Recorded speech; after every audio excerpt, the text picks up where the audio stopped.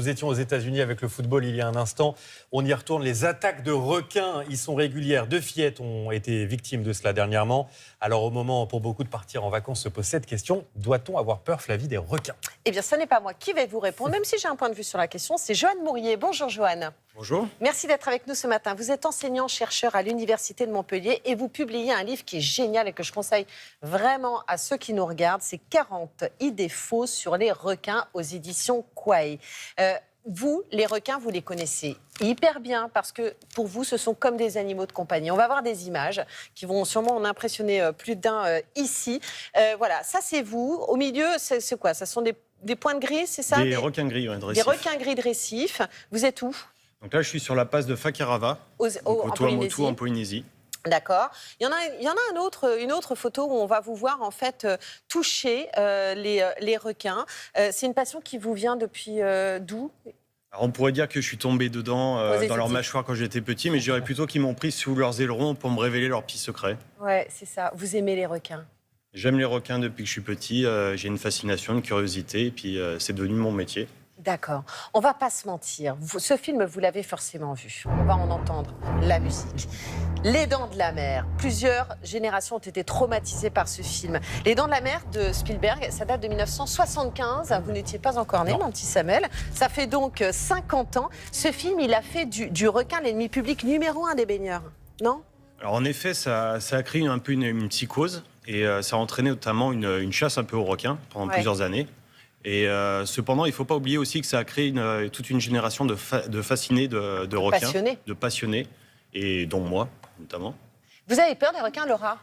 Là, maintenant que je vous entends un peu moins, mais il y a eu quand même pas mal d'accidents, notamment en Australie. On a quand même vu des gens tués par des requins ou au moins perdre certains de leurs membres. Donc, et à La Réunion, dans des départements français aussi. Donc c'est vrai qu'on est plus à même à aller vers le dauphin que vers le requin d'instinct. Alors justement, pour ne pas avoir peur du requin, il faut peut-être aussi le connaître davantage, parce qu'on a toujours peur de ce que l'on méconnaît. On va, si vous le voulez bien, démêler le vrai du faux, c'est à vous de nous dire. Il n'y a pas de requin, mais bon, évidemment Gérald vient de nous le dire, sur les côtes françaises métropolitaines. Non, pas du tout. On a tendance à penser qu'il n'y en a pas sur les côtes françaises métropolitaines. Eh bien si, on a environ une quarantaine d'espèces qu'on va retrouver sur les côtes atlantiques et méditerranéennes. Ouais. Alors ça va du grand requin blanc, en effet, qu'on peut retrouver en Méditerranée. On en a trouvé un là dernièrement, un pêcheur a rencontré un requin blanc de 4 mètres, regardez, qui a été repéré au large de Porquerolles, je crois. Voilà, donc c'est une population qui est inféodée à la Méditerranée. Malheureusement, c'est une des populations les plus menacées. Et on en voit quelques-uns qui peuvent passer au large des côtes, mais sans crainte pour les baigneurs français. D'accord, donc ils ne se rapprochent pas finalement des plages. Juste sans crainte, si moi je nage là-dedans, que je vois l'aileron...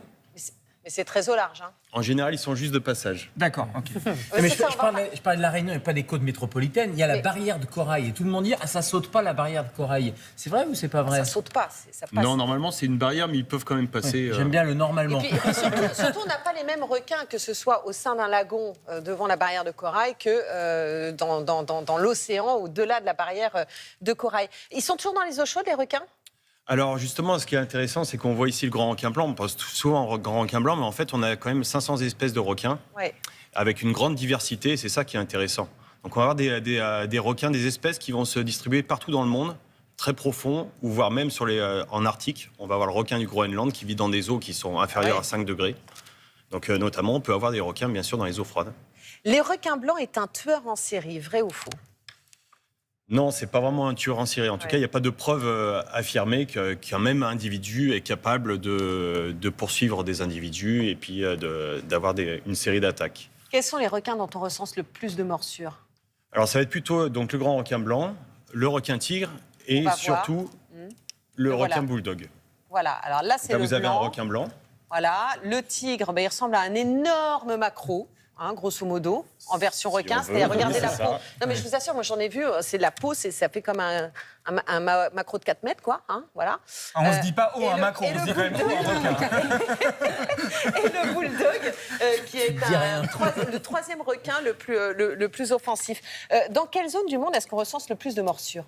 Alors, il y a un peu des zones un peu chaudes pour les attaques de requins, notamment, donc ça va être les États-Unis, mais là, ce sont souvent des attaques plutôt des petites morsures.